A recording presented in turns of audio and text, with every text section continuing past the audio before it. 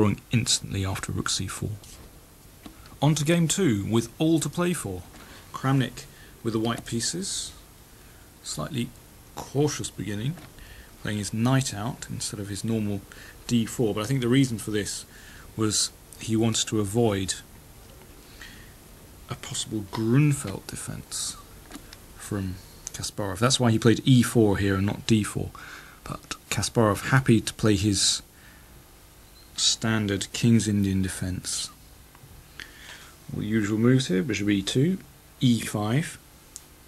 Now Kramnik closed the centre immediately with d5, which is his favourite move.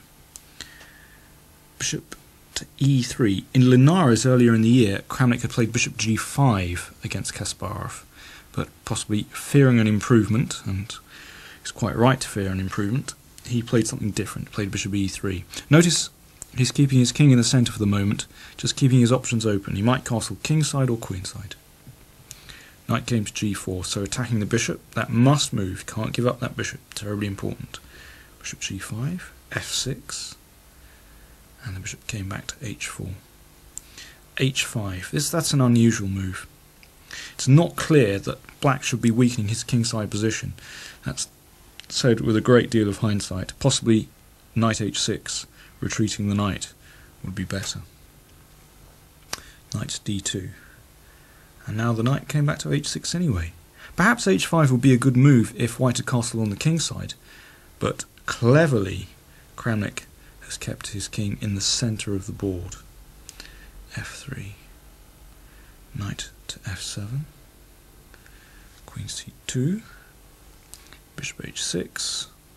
That bishop was a bit dead, so Kasparov moving it onto an active diagonal. And now castle queenside, an excellent move. I think white's king is much safer on the queenside, and he can prepare for a kingside attack if necessary. Very complex position. c5.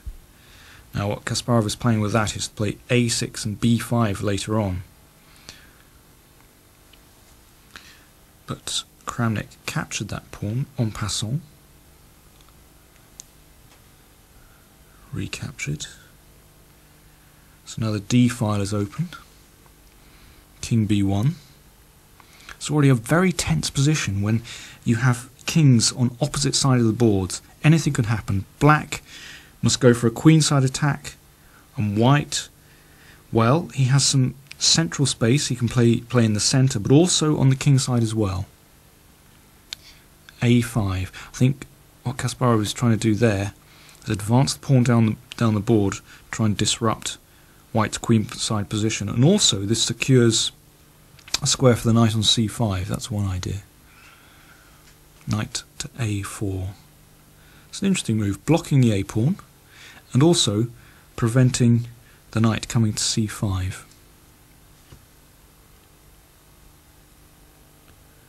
Now Kasparov played c5, a really committal move. That means that this pawn on d6 is permanently weak, because it's very difficult for black to ever contemplate d5 now. And it's interesting, having played the knight to a4, having seen c5, the knight came back again, because now the squares on d5 and b5 are weak, so the knight can hop back there. Bishop came to e3. This is the reason why Kasparov played c5, this very committal move. It's because that bishop is looking to move into the square on d4. Knight came to d5 and the bishop found d4 square. A very dangerous piece indeed. I think if Kramnik left the bishop there, it could be fatal, pointing down towards white's king. But sensibly he played his knight to b3 to exchange it off straight away, and I think that shows that perhaps Kasparov's plan, his whole idea, was a little bit dubious, but still very complex position. C takes d4. Now black has this protected passed pawn on d4, and that's interesting because this c5 square has been vacated, so perhaps black can move his knight there, but this bishop and the knight, that's quite irritating for black because they're attacking the pawn on f6. And the great problem with black's position here is the slightly weakened kingside. These pawns here, they don't look great to me. If black could move them backwards, I think he'd have a wonderful position, an excellent position, because he'd be able to play on the queen side and no problems on the king side. But in this position, would black really play these two moves? I don't think so. It really weakens his king. This is black's big problem. Now the action really started. Kramnik played f4. And this is the moment when Kasparov must have been beginning to regret giving up that dark squared bishop, which so often can be a bad piece in the King's Indian, but, which is one of the reasons why I exchanged it, but it can also defend black's king, and black really needs it here. The kingside pawn's looking very, very dodgy indeed. Rook came to b8. So Kasparov lining his rook up for some potential play on the queen side. Rook came to f1. And now we can see that f6 square is looking vulnerable because that pawn really needs some more protection. So the knight came to h6, so that the rook now defends the f pawn. And this is where the position completely exploded. It's one of the most spectacular moves of the whole tournament. Kramnik played c5. Black can capture this pawn in two ways, but neither are very strong. Indeed, they would lose. Knight takes c5, then f takes e5. Now if d takes e5, then the knight is en prise, queen takes c5. So g5, hoping that when the bishop moves, then f takes e5, and holding the position together to a certain extent. But then rook takes f6 is winning for white. If bishop takes d5, rook g6 check. Now king h8, rook takes knight check. So if king h7, then taking on d5 is deadly, opening up the line of the queen on c2 towards black's king. That's fatal. Alternatively, if d takes c5, then white plays f takes e5 once again, so that if knight takes e5 you take on f6, and then there's this rather desperate try, g5, so if the bishop moves back then knight takes e5, but then white has e6. Now if g takes h4 then e7 wins, so black must try and get rid of that knight, recapture it, and again you'll see how the line of white's queen is opened up towards the king side. So if g takes h4, then queen g6 check wins instantly. Then knight to e5. Well, it looks as though black might be holding it together, but white crashes through with queen takes c5. So again, this re-establishes the threat of e7, forking queen and rook. Now if rook c8, white can simply play queen takes d4. Black captures his extra piece, but then d6 is completely crushing for white. Black has no defence at all to the march of those two central pawns.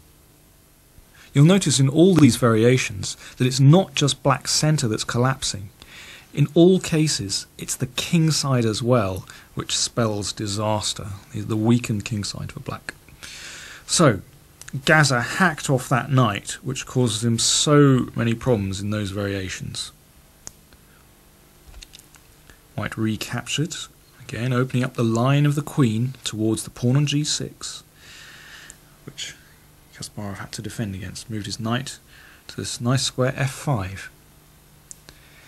And now, this is the moment where Kramnik really had to go for it. He burnt his boats here. He could retreat that attack bishop, but the moment would be lost. After knight takes c5, I think I would even start to prefer black's position.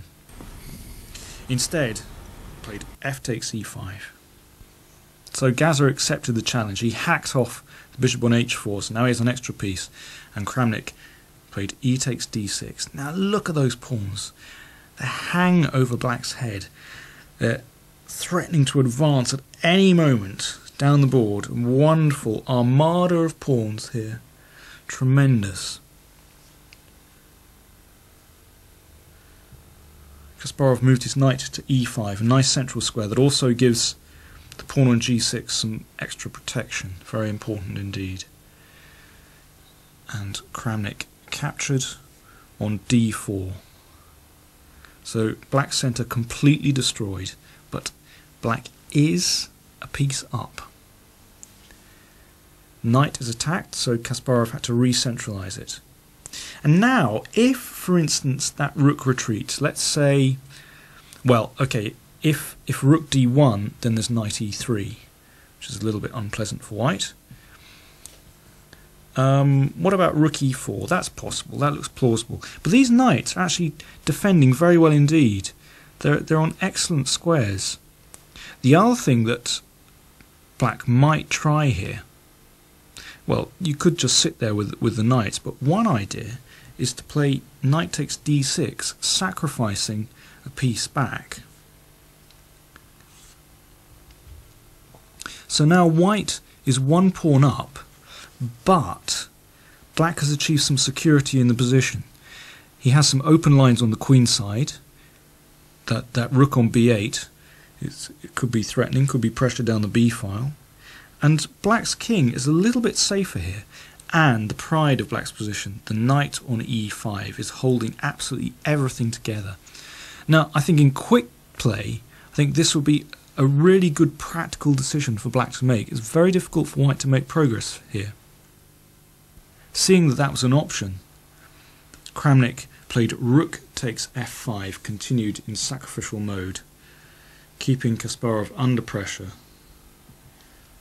Now queen takes f5. Queen comes to this aggressive square. So white now a whole rook down, but he has a tremendous attack against black's king and these really dangerous threatening pawns which could advance down the board. Kasparov brought his king up to g7. Kramnik whipped the pawn off on h5, bringing his bishop into the attack as well. Now it's in this position that perhaps Kasparov could have improved his defence. Very difficult position. But perhaps rook b4, trying to exchange off that rook. This is one of white's best attacking pieces, so rook b4 looks a very logical move to me indeed. Could it also have played it on the last move instead of king g7 as well? Instead, Kasparov played rook h8, but perhaps he overlooked Kramnik's next move, which had the crowd going wild. Played rook g4, and they thought it was all over. Because if knight takes g4, if knight takes rook, then queen g6 check, king f8, queen f7 is checkmate. Instead, Kasparov played king to f8, and that Kramnik moved his queen closer in for the kill. Now this is a really comic position because if knight takes rook, then queen f7 is mate, and if rook takes bishop, then rook g8 is mate. So all of white's piece is hanging, but they can't be captured. And now look at Kasparov's position. He's a whole rook up, but he's on the defensive, he's on the retreat. All these heavy pieces trapped on the back rank, and white has a clear threat here, and that's to play c6, c7, push that pawn, game over. Kasparov played rook b7, so that now knight takes rook is a threat because the f7 square is covered. And not surprisingly, Kramnik pushed his pawn on c6. This looks completely crushing. It's gaining a tempo for the advance of this pawn, but this was actually planned by Kasparov. He now captured on b2, and this comes so close to saving the game. He gave up his extra rook, king takes b2, but now, as the c pawn has advanced, the b6 square is free. He played queen b6 check, and he went on to the counterattack. It's a sensational defensive try. Well, attacking try as well, because the queen in combination with the knight can sometimes be a potent attacking force.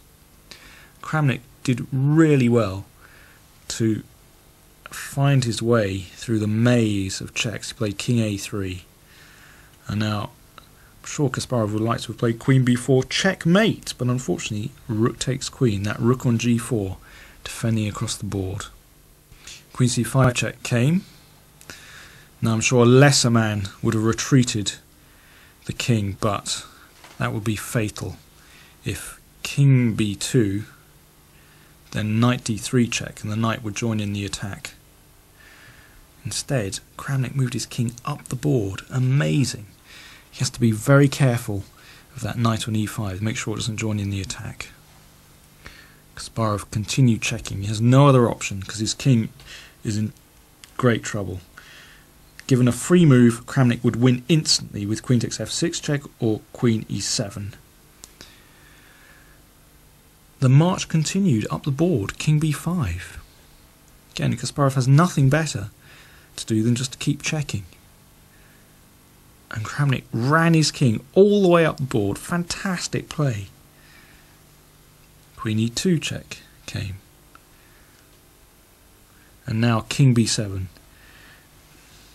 The king is going to find safety tucked in front of the pawns, and then it'll be Kramnik's turn to attack. Kasparov gave a check with his rook, but came to nothing. Okay, played d7, blocked the check, and here Kasparov resigned, his position completely hopeless. White is threatening rook g8, checkmate, queen g8, queen e8. It's terrible. There's no defense at all, and if he gives one more check, then the king just hides remarkably in front of those pawns, just king c7, and that's it. So Kasparov resigned. An amazing game from Kramnik, beautifully played. He really kept his cool under all that pressure. It's rare that Kasparov ever loses a game, and to win in such style is a tremendous achievement. The success of the Moscow tournament owed much to Kasparov's inspiration and hard work. Perhaps it was asking too much of him that he should win the event as well.